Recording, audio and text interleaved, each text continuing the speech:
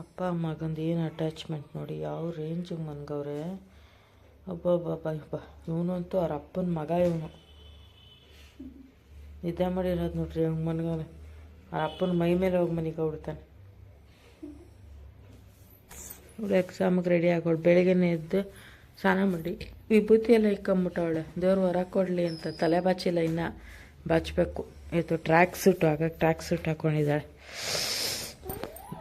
ನನ್ನ ಅವತಾರ ನೋಡಿ ಹೆಂಗಿದೆ. ಬೆಳಿಗ್ಗೆನೇ ವಾಕಿಂಗ್ ಎಲ್ಲ ಮಾಡ್ಕೊಂಡು ಬಂದೆ.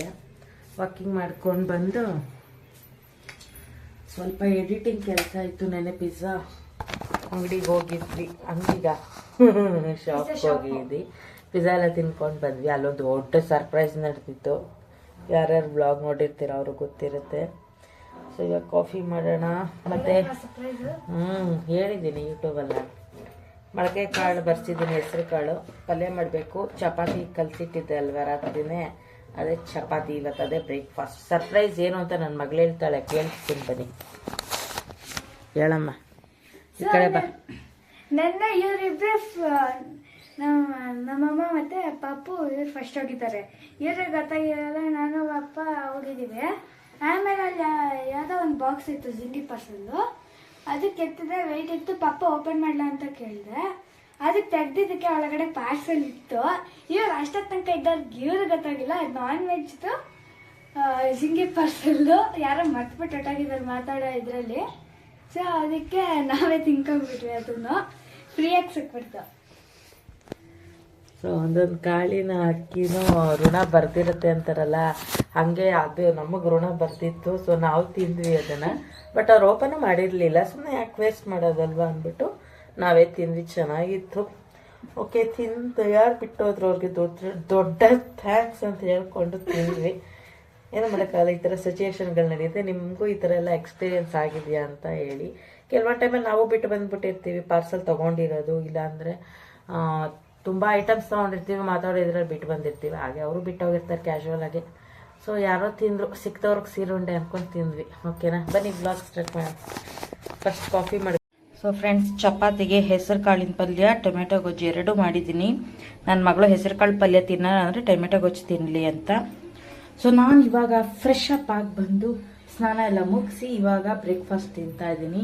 ನನ್ನ ಮಗನ ತೋರಿಸ್ತೀನಿ ಬನ್ನಿ. ಎಷ್ಟು ತಿಂಡಿಗಳು ತಗೊಬಂದು ತಿಂತಾ ಇದ್ದಾನೆ ಅಂದರೆ ಅವ್ರ ಅಪ್ಪನ ಹತ್ರ ತೆಗೆಸ್ಕೊಬಂದು ತಿಂತಾ ಇದ್ದಾನೆ.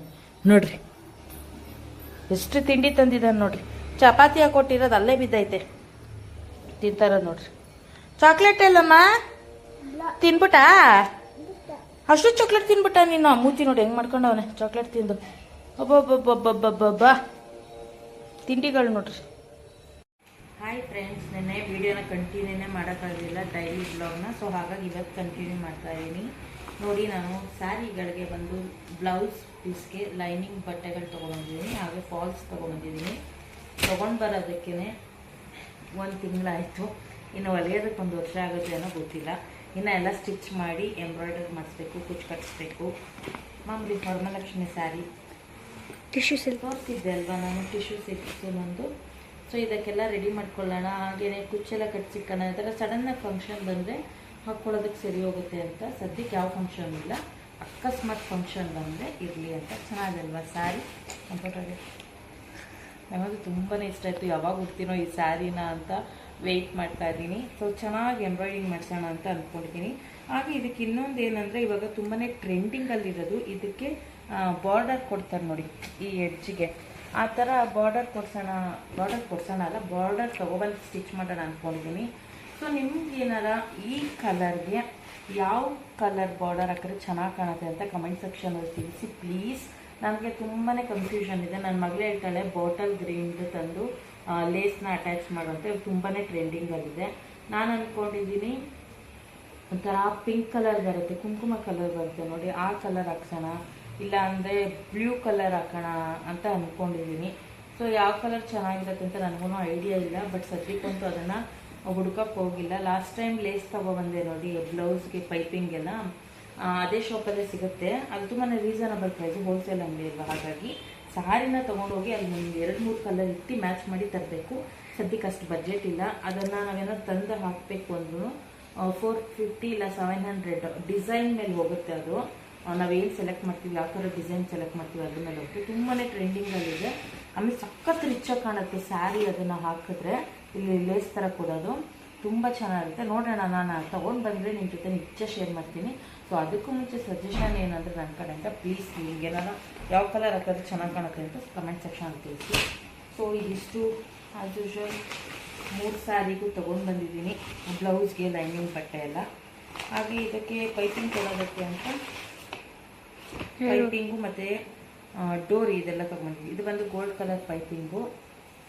ಇದು ರೆಡ್ ಸ್ಯಾರಿಗೆ ಮತ್ತು ಈ ಗೋಲ್ಡ್ ಸ್ಯಾರಿಗೆ ಪೈಪಿಂಗ್ ಕೊಡೋದಕ್ಕೆ. ಆ್ಯಕ್ಚುಲಿ ಗೋಲ್ಡ್ ಇಲ್ಲ, ಇದು ಕಾಪರ್ ಕಲರ್ ಇದೆ. ನೋಡೋಣ ಹಾಕುವಾಗ ಏನಾಗುತ್ತೆ ಅಂತ. ಇದು ಬಂದು ಸಿಲ್ವರ್ ಕಲರಲ್ಲಿ ತೊಗೊಂಬಂದಿದ್ದೀನಿ ಪೈಪಿಂಗು. ನೋಡಿ ಈ ಥರ ಇದೆ, ಸ್ವಲ್ಪ ಡಿಫ್ರೆಂಟ್ ಆಗಿದೆ, ನನಗೆ ಇಷ್ಟ ಆಯ್ತಿದ್ದು, ಹಾಗಾಗಿ ಇದು ತೊಗೊಂಡ್ಬಂದೆ. ಇದು ಬಂದು ಈ ಸಿಲ್ವರ್ ಸ್ಯಾರಿ, ಇದು ಡಿಸ್ಟಂಪರ್ ಗ್ರೀನ್ ಅಲ್ವಾ. ಇದು ಆ್ಯಕ್ಚುಲಿ ನಿಮಗೆ ಕಾಣುತ್ತೋ ಇಲ್ವೋ ಗೊತ್ತಿಲ್ಲ, ಅವ್ರಿಗೆ ಲೈಟ್ ಬ್ಲೂ ಥರ ಕಾಣಿಸ್ತೈತೆ ಅವ್ರಿಗೆ. ಇದಕ್ಕೆ ಬಂದು ಸಿಲ್ವರ್ ಕಲರಲ್ಲೇ ಇದೆಲ್ಲ ವರ್ಕ್ ಇರೋದು ಥ್ರೆಡ್ಡು, ಹಾಗಾಗಿ ಇದನ್ನು ತೊಗೊಂಬಂದೆ. ಅದು ಬಿಟ್ಟರೆ ಮಾಮೂಲಿ ಡೋರಿಗಳು. ಇದು ಮಾಮೂಲಿ ಡಿಸ್ಟಂಪರ್ ಗ್ರೀನ್ಗೆ ಸಿಲ್ವರ್ ಕಲರು. ಇದು ಬಂದು ರಸ್ಟ್ ಯೆಲ್ಲೋ, ಇದು ಮೈಸೂರು ಸಿಲ್ಕ್ ಸ್ಯಾರಿ ಇದೆಯಲ್ಲ, ಇದಕ್ಕೆ ಡೋರಿ ಇದು ತೊಗೊಂಡು ಬಂದಿದ್ದೀನಿ. ಮತ್ತು ಇನ್ನೊಂದು ಬಂದು ಒಂಥರ ಪೀಚಿಶ್ ಕಲರ್. ಇದು ಬಂದು ಮಾಮೂಲಿ ಆರೆಂಜ್ ಥರ ಸ್ವಲ್ಪ, ಆರೆಂಜ್ ಅಲ್ಲ ಪೀಚ್ ಕಲರ್, ಇದಕ್ಕೆ ಪಿಚ್ ಡೋರಿ ತಂದಿರೋದು ಇದು. ಸೊ ಇದಿಷ್ಟು ತಂದಿದ್ದೀನಿ. ಯಾವಾಗ ಸ್ಟಿಚ್ ಮಾಡ್ತೀನಿ ಗೊತ್ತಿಲ್ಲ, ಐಡಿಯಾ ಇಲ್ಲ. ಸದ್ಯಕ್ಕೆ ಐಟಮ್ಸ್ ಎಲ್ಲ ತಂದು ರೆಡಿ ಇಟ್ಕೊಂಡಿದ್ದೀನಿ. ಸ್ಟಿಚ್ ಮಾಡಿದಾಗ ಶೇರ್ ಮಾಡ್ತೀನಿ. ಒಂದು ಫೋಟೋ ನಾ ಇದಿಷ್ಟೂ ಅಷ್ಟೇ ಪರ್ ಮೀಟರ್ ಬಂದು 5 ರೂಪೀಸ್ ಕೊಟ್ಟು ತಂದಿರೋದು. ಬೇರೆ ಕಡೆ ಆದರೆ ಡಿಸೈನ್ ಮೇಲೆ ತೊಗೊಳ್ತಾರೆ. ನಾನು ಎಲ್ಲದಕ್ಕೂ 5 ರೂಪೀಸ್ ಅಷ್ಟೇ ಪೇ ಮಾಡಿರೋದು. ಸೊ ತುಂಬಾ ರೀಸನಬಲ್. ಅಲ್ಲಿ ಹೋಲ್ಸೇಲ್ ಅಂಗಡಿ ಆಗಿರೋದ್ರಿಂದ ನಮಗೆ ಕಡಿಮೆಗೆ ಸಿಗುತ್ತೆ, ಬಜೆಟಲ್ಲಿ. ಸೊ ನೋಡ್ತಾ ಇರ್ಬೋದು, ಇವಾಗ ನಾನು ಬಂದು ಬ್ಲೌಸ್ಗಳನ್ನೆಲ್ಲ ಕಟ್ ಮಾಡೋಣ. ಹಾಗೆ ಸ್ಯಾರಿದು ಬಿಲ್ಲಿಂಗ್ ಟ್ಯಾಗು ಕೂಡ ತೆಗೆದಿರಲಿಲ್ಲ, ಎಲ್ಲ ತೆಗೆದ್ಬಿಟ್ಟು ನೀಟಾಗಿ ಕಟ್ ಮಾಡಿ ನೀಟಾಗೆಲ್ಲ ಸಪ್ರೇಟ್ ಮಾಡಿ ಇಟ್ಕೊಳ್ಳೋಣ ಅಂತ ಕಟ್ ಮಾಡ್ತಾ ಇದ್ದೀನಿ. ನನ್ನ ಮಗಳು ಇದ್ಲಲ್ವ, ಅವಳು ಹೆಲ್ಪ್ ತೊಗೊಂಡು ನೀಟಾಗಿ ಕಟ್ ಮಾಡಿ ಇಟ್ಕೊಂಡ್ಬಿಟ್ರೆ ಬ್ಲೌಸ್ನೆಲ್ಲ ಮೈಂಡ್ ಪೀಸ್ಫುಲ್ ಇದ್ದಾಗ. ಒಂದೇ ಮೆಜರ್ಮೆಂಟ್ ಅಲ್ವಾ, ಎಲ್ಲ ಸ್ಯಾರಿ ನಂದೇ ಅಲ್ವಾ, ಒಂದು ಮೆಜರ್ಮೆಂಟ್ ಕಟ್ ಮಾಡಿದ್ರೆ ಸಾಕು, ಇನ್ನೊಂದನ್ನೆಲ್ಲ ಹಾಗಾಗಿ ಇಟ್ಕೊಂಡು ಕಟ್ ಮಾಡ್ಕೊಬಿಡ್ಬೋದು ಲೈನಿಂಗ್ ಬಟ್ಟೆಗಳನ್ನ. ಹಾಗಾಗಿ ಫಾಸ್ಟಾಗಿ ಮಾಡ್ಕೊಂಬಿಡ್ತೀನಿ. ಕಟ್ ಮಾಡಿ ಇಟ್ಕೊಂಬಿಟ್ರೆ ಸ್ಟಿಚಿಂಗ್ ಈಸಿ, ನಿಧಾನಕ್ಕೆ ಮಾಡ್ಕೋಬೋದು. ಹಾಗಾಗಿ ಎಲ್ಲನೂ ನೀಟಾಗಿ ಕಟ್ ಮಾಡಿಬಿಡೋಣ ಇವತ್ತು ಅಂತ ಎಲ್ಲ ಕಟ್ ಮಾಡ್ಕೊಳ್ತಾ ಇದ್ದೀನಿ ಬ್ಲೌಸ್ಗಳನ್ನೆಲ್ಲ. ಕೆಲವೊಂದೆಲ್ಲ ಏನಾಗುತ್ತೆ, ರನ್ನಿಂಗ್ ಬ್ಲೌಸ್ ಇರುತ್ತೆ, ಅದಕ್ಕೇನು ಮಾಡ್ತೀನಿ ನಾನು, ಬೇರೆ ಸ್ಯಾರಿ ಕಟ್ ಮಾಡ್ಕೊಂಡಿರೋಂತಹ ಬ್ಲೌಸ್ ಪೀಸ್ ಇರ್ತಲ್ಲ ಅದನ್ನೇ ಮೆಜರ್ ಮಾಡಿಕೊಂಡು ಇದನ್ನ ಕಟ್ ಮಾಡ್ಕೊಂಬಿಡ್ತೀನಿ. ಅವಾಗ ನಂಗೆ ತುಂಬಾ ಈಸಿ ಆಗುತ್ತೆ. ಸೊ ಹಾಗಾಗಿ ಇವಾಗೆಲ್ಲ ಕಟ್ ಮಾಡಿ ಇಟ್ಕೊಂಡ್ರೆ ಈ ವರ್ಷ ವರಮಹಾಲಕ್ಷ್ಮಿ ಹಬ್ಬಕ್ಕೆ ತೊಗೊಂಡಿರೋ ಸ್ಯಾರಿನ ಬರೋ ವರ್ಷ ವರಮಹಾಲಕ್ಷ್ಮಿ ಹಬ್ಬಕ್ಕೆ ನಾನು ಯಾವಾಗಲೂ ಉಡೋದು. ನನಗೆ ಅದೇ ಇಷ್ಟ ಆಗುತ್ತೆ. ಹಾಗಾಗಿ ನಾನು ಎಲ್ಲನೂ ರೆಡಿ ಮಾಡ್ಕೊಳಕ್ಕೆ ನಂಗೆ ಅಷ್ಟು 1 ವರ್ಷ ಟೈಮ್ ತೊಗೊಳುತ್ತೆ. ಯಾಕೆ ಅಂದರೆ ನಾನೆಲ್ಲ ಕಟ್ ಮಾಡಬೇಕು, ಕುಚ್ಚು ಕಟ್ಟಿಸ್ಬೇಕು. ಕುಚ್ಚು ಕಟ್ಸೋದಿದ್ರೆ ಈ ಸತಿ ಏನು ಲೇಸ್ ಹಾಕೋಣ ಅಂತ ಅಂದ್ಕೊಂಡಿದ್ದೀನಿ. ಲೇಸ್ ಹಾಕಿದ್ರೆ ಕುಚ್ಚು ಕಟ್ಟಿಸೋ ಅವಶ್ಯಕತೆ ಇರಲ್ಲ. ನೋಡೋಣ ಏನಾಗುತ್ತೆ, ಇನ್ನೂ ಪ್ಲ್ಯಾನಿಂಗ್ಗಳೆಲ್ಲ ಗೊತ್ತಿಲ್ಲ. ಆಮೇಲೆ ಎಂಬ್ರಾಯ್ಡ್ರಿಂಗ್ ಮಾಡೋದು. ಎಂಬ್ರಾಯ್ಡ್ರಿಂಗ್ ಅಂಗಡಿಗೆ ಹೋದರೆ ನಾನು 3 ಡಿಸೈನ್ನ ಒಂದೇ ಬ್ಲೌಸಿಗೆ ಮಾಡಿಸಿರ್ತೀನಿ. ಆ ಥರ ಕಸ್ಟಮೈಸ್ ಮಾಡಿಸ್ಕೊಳ್ತೀನಿ. ಕೆಲವೊಂದು ಓವರ್ ಆಗಿರುತ್ತೆ, ಅದು ಇಷ್ಟ ಆಗೋಲ್ಲ. ಕೆಲವೊಂದು ಸಿಂಪಲ್ ಆಗಿರೋದು ಇಷ್ಟ ಆಗಿರುತ್ತೆ. ಸೊ ಅದನ್ನು ತೆಗೆದು ಇದಕ್ಕೆ ಹಾಕಿ, ಇದನ್ನು ತೆಗೆದು ಅದಕ್ಕೆ ಹಾಕಿ, ಸ್ಲೀವ್ಸ್ಗೆ ಇದು ಮಾಡಿ, ಬಾರ್ಡರ್ ಮಾಡಿ, ಈ ಥರ ಏನಾರು ಒಂದು ಹೇಳ್ತಾನೆ ಇರ್ತೀನಿ. ಹಾಗಾಗಿ ನಂಗೆ ಸ್ವಲ್ಪ ಟೈಮ್ ತೊಗೊಳುತ್ತೆ. ಆಮೇಲೆ ಸಡನ್ನಾಗಿ ಮಾಡೋಕ್ಕೋಗಲ್ಲ, ಯಾಕಂದರೆ ಬಡ್ಜೆಟು ಇರಬೇಕಲ್ವ ನಮಗೂ. ಏನು ಎಂಬ್ರಾಯ್ಡಿಂಗ್ ಅಂದ ತಕ್ಷಣ ಏನು ಈಸಿ ಆಗಿಬಿಡಲ್ಲ. ಏನು 300-400 ರೂಪಾಯಿ ತಾನೆ ಅಂತ ಹೇಳೋದು ಈಸಿ, ಆದರೆ ಮಾಡ್ಸೋದು ತುಂಬಾ ಕಷ್ಟ ಇರುತ್ತೆ. ಯಾಕಂದರೆ ಮನೆ ಆದಮೇಲೆ ತುಂಬಾ ಖರ್ಚು ವೆಚ್ಚಗಳೆಲ್ಲ ಇರುತ್ತೆ. ಅವನ್ನೆಲ್ಲ ಸರಿ ಮಾಡಿಕೊಂಡು ನಮಗೆ ದುಡ್ಡಾದಾಗ ಫ್ರೀ ಇದ್ದಾಗ ಹೋಗಿ ಎಲ್ಲ ಥರನೂ ನಾವು ಮೈಂಡು ಫ್ರೀ ಆಗಿರಬೇಕು, ದುಡ್ಡು ಇರಬೇಕು ನಮ್ಮ ಕೈಲಿ, ಆವಾಗ ಹೋಗಿ ಮಾಡಿಸ್ಬೇಕಾಗತ್ತೆ. ಸೊ 500 ರೂಪಾಯಿ ಅಂದ ತಕ್ಷಣ ಏನು ಈಸಿ ಅನಿಸ್ಬಿಡುತ್ತೆ, ಹೇಳೋದು ಈಸಿ, ಬಟ್ ಆ ದುಡ್ಡು ಕೊಟ್ಟು ಮಾಡಿಸೋದು ತುಂಬ ಕಷ್ಟ ಇರುತ್ತೆ ನಮ್ಮಂಥ ಮಿಡಲ್ ಕ್ಲಾಸ್ ಜನಗಳಿಗೆ. ಯಾಕಂದರೆ ಮನೆ ಎಲ್ಲ ಮೇಂಟೈನ್ ಮಾಡಬೇಕು, ಮಕ್ಕಳನ್ನೆಲ್ಲ ನೋಡ್ಕೋಬೇಕು, ಮಕ್ಕಳನ್ನು ಎಲ್ಲ ಥರನೂ ಖರ್ಚು ವೆಚ್ಚಗಳಿರುತ್ತೆ. 2 ಮಕ್ಕಳ ಮೇಲೆ ಏನು ಸುಮ್ಮನೆ ಇರಲ್ಲ, ಮನೆ ಖರ್ಚು ಅಷ್ಟೇ ಖರ್ಚುಗಳಿರುತ್ತೆ. ಸೊ ಹಾಗಾಗಿ ನೋಡಿಕೊಂಡು ನಮ್ಗೆ ಯಾವಾಗ ಫ್ರೀ ಇರುತ್ತೆ, ಯಾವಾಗ ಅಮೌಂಟ್ ಇರುತ್ತೆ ಆವಾಗ ಮಾಡಿಸ್ತೀನಿ. ಮಾಡಿಸ್ದಾಗ ನಿಮ್ಮ ಜೊತೆ ಶೇರ್ ಮಾಡ್ತೀನಿ ನಾನು. ಬಟ್ ನಾನಂತೂ ಎಂಬ್ರಾಯ್ಡಿಂಗ್ ಇವಾಗ 1, 2, 3 ಸೀರೆಗೆ ಮಾಡಿಸ್ತೀನಿ ಅಂತ ಅಂದ್ಕೊಂಡಿದ್ದೀನಿ. 3 ಸೀರೆಗೆ ಮಾಡಿಸ್ತಿರೋ ಅಟ್ಲೀಸ್ಟ್ 2 ಸ್ಯಾರಿಗಾರು ಮಾಡಿಸ್ಲೇಬೇಕು ನಾನು. ಹಾಗಾಗಿ ನೋಡೋಣ ಯಾವ್ಯಾವ ಡಿಸೈನ್, ಯಾವ್ಯಾವ ಪ್ಯಾಟ್ರನ್ ಮಾಡಿಸ್ತೀನಿ ಅಂತ. ಸೀರೆ ನೋಡೋಕ್ಕೂ ಚೆಂದ, ಉಡೋಕ್ಕೂ ಚೆಂದ, ಆದರೆ ಇದು ಮಡ್ಚೋದು ಇದೆಯಲ್ಲ ತುಂಬಾ ಕಷ್ಟ. ಸಖತ್ ಕೈಯೆಲ್ಲ ನೋವು ಹೊತ್ಕೊಂಡ್ಬಿಡ್ತು ನನಗೆ. ಎಲ್ಲ ಬ್ಲೌಸ್ ಪೀಸ್ ಎಲ್ಲ ಕಟ್ ಮಾಡಿ ಮತ್ತು ರಿಟರ್ನ್ ನೀಟಾಗಿ ಫೋಲ್ಡ್ ಮಾಡಿ ಕಾಸ್ಟಲ್ಲಿ ಸಾಕಾಗೋಯ್ತು. ಹಾಗಾಗಿ ನಿಧಾನಕ್ಕೆ ಕೂತ್ಕೊಂಡು ಮಡ್ಚ್ತಾ ಇದ್ದೀನಿ. ನಿಮಗೆ ಫಾಸ್ಟ್ ಮೋಷನಲ್ಲಿ ಟಕ ಅಂತ ತೋರಿಸ್ಬಿಟ್ಟಿದ್ದೀನಿ. ಏನು ನಿಮ್ಗೊಂದು 2 ನಿಮಿಷ 3 ನಿಮಿಷ ಆಗಿರ್ಬೋದು ಅಷ್ಟೇ. ಬಟ್ ನನಗೆ ಮಾಡೋ ಅಷ್ಟರಲ್ಲಿ ಸಾಕಾಗೋಯ್ತು. ಅದು ಅಲ್ಲದೆ ಇದೆಲ್ಲ ಕಟ್ ಮಾಡಾಗಿ ಮಾರನೆಗೆ ಅಂದರೆ ಅದ್ರ ನೆಕ್ಸ್ಟ್ ಡೇನೇ ಬ್ಲೌಸ್ ಪೀಸ್ ಎಲ್ಲ ಕಟ್ ಮಾಡಿ ಇಕ್ಕಿದೆ. ಯಪ್ಪ ಸಾಕಾಗೋಯ್ತು, ನನಗಂತೂ ಸುಸ್ತಾಗೋಯ್ತು. ಅದನ್ನೆಲ್ಲ ಏನು ವೀಡಿಯೋ ಮಾಡಿಲ್ಲ ನಾನು ನಿಮಗೆ ಶೇರ್ ಮಾಡೋಕ್ಕೆ. ನಾನು ಎಡಿಟಿಂಗ್ ಮಾಡಿ ಅಪ್ಲೋಡ್ ಮಾಡೋ ಅಷ್ಟರಲ್ಲಿ ನಾನು ಬ್ಲೌಸ್ ಪೀಸು ಆಲ್ರೆಡಿ ಕಟ್ ಮಾಡಿ ಇಕ್ಬಿಟ್ಟಿದ್ದೆ ಮೆಷರ್ಮೆಂಟ್ಗೆ. ಸೊ ಏನು ಮಾಡೋಕ್ಕಾಗಲ್ಲ, ಕೆಲವೊಂದು ಸತಿ ತುಂಬಾ ಬ್ಯುಸಿ ಇರುತ್ತೆ, ಹಾಗಾಗಿ ಮಾಡೋಕ್ಕಾಗಲಿಲ್ಲ, ಎಡಿಟಿಂಗ್ ಮಾಡಲಿಲ್ಲ, ಅಪ್ಲೋಡ್ ಮಾಡೋಕ್ಕೂ ಆಗಲಿಲ್ಲ. ಸೊ ಇವತ್ತು ಅಪ್ಲೋಡ್ ಮಾಡ್ತಾಯಿದ್ದೀನಿ. ಈ ಸ್ಯಾರಿನೂ ಅಷ್ಟೇ ತುಂಬಾ ಇಷ್ಟ ನನಗೆ. ಬಟ್ ಏನು ಮಾಡೋದು, ಇವಾಗ ಎಲ್ಲನೂ ಫೋಲ್ಡ್ ಮಾಡಿ ಮಡಚಿ ಎತ್ತಿಡಿ. ಕೈಲ ನೋವು ಬಂತು, ನೋಡ್ತಾ ಇರ್ಬೋದು, ಸುಸ್ತಾಗ್ಬಿಡ್ತು ನನಗಂತೂ. ಹಾಗಾಗಿ ಸುಧಾರಿಸ್ಕೊಂಡು ಎಲ್ಲನೂ ಫೋಲ್ಡ್ ಮಾಡಿ ಎತ್ತಿಕ್ತಾ ಇದ್ದೀನಿ. ನೋಡೋಣ ಎಲ್ಲ ಯಾವಾಗ ಫಿನಿಶಿಂಗ್ ಮಾಡಿ ಎಂಬ್ರಾಯ್ಡಿಂಗ್ ಮಾಡಿಸಿ ತಂದು ನಿಮ್ಮ ಜೊತೆ ಶೇರ್ ಮಾಡ್ತೀನಿ ಅಂತ.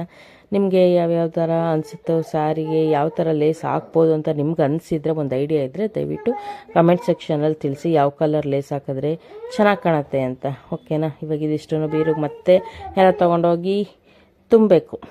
ಬೀರು ಅಂತ ತೆಗಿಯೋದು, ವಾಪಸ್ ತೊಗೊಂಡೋಗಿ ತುಂಬೋದು. ಇದೇ ನನ್ನ ಕೆಲಸ ಆಗ್ಬಿಟ್ಟಿದೆ.